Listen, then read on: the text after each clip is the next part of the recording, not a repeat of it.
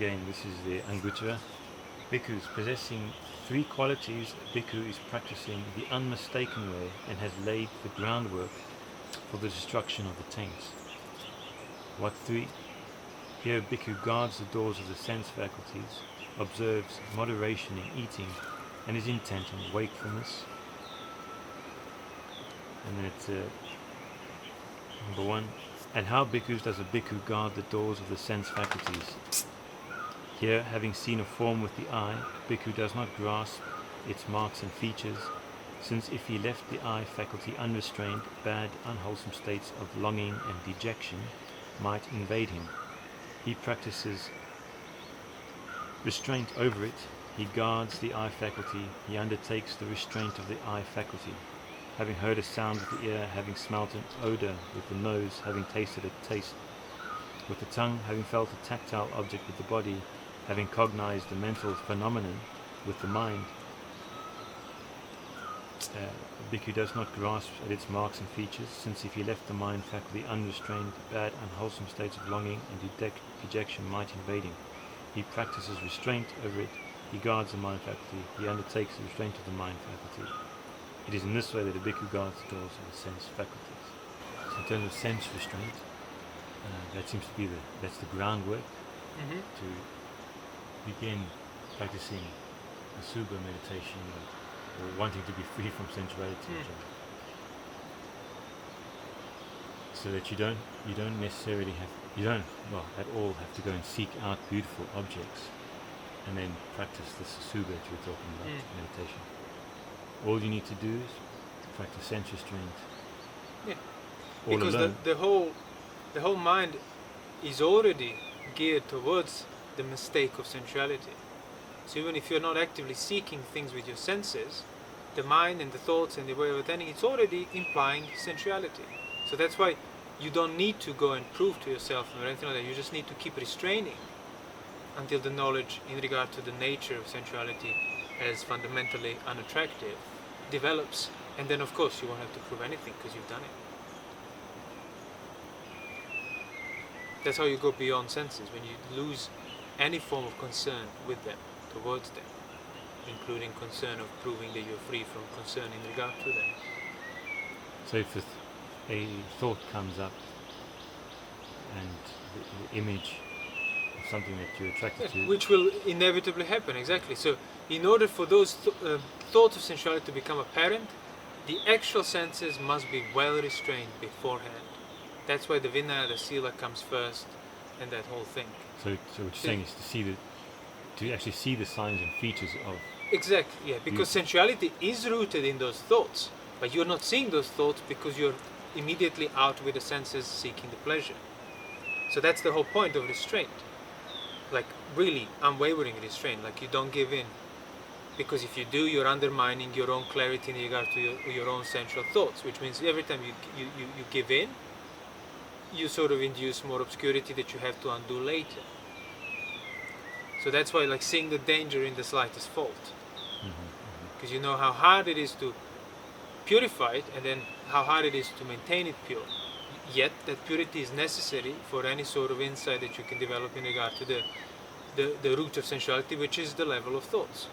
So if you want your thoughts, sensual thoughts, to become apparent, to be seen through as founded upon the unattractive, the senses, the actual senses, must be fully restrained beforehand.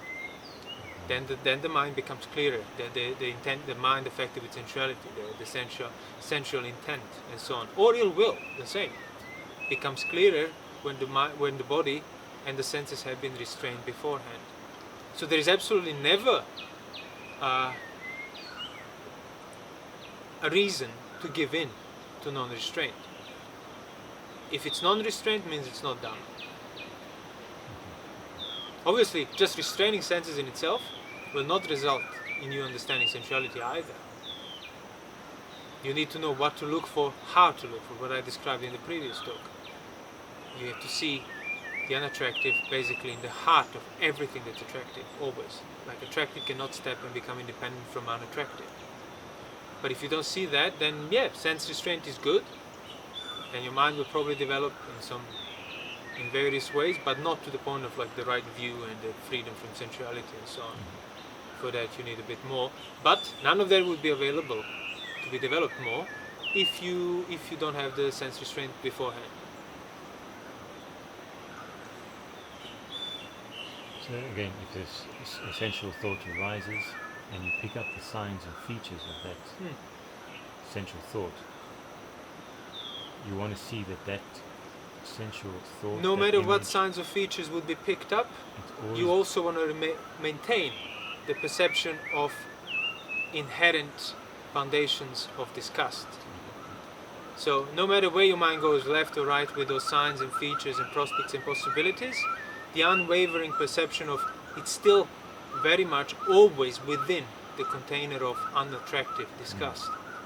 You stop assuming the external to it. You stop making it independent from any disgust, which is when the mind gets pulled by sensual craving.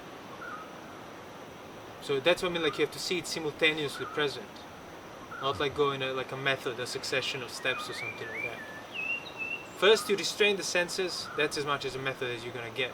Like negative method in a sense of you don't engage with the sensuality through your senses. And then yes, when the mind inevitably thinks sensual thoughts, images, memories, the signs and features of something beautiful that accidentally came across, a sound, a smell, a sight, and so on. If the senses are restrained, then that you have a groundwork now, which is the level of those thoughts that are picking up sensual signs.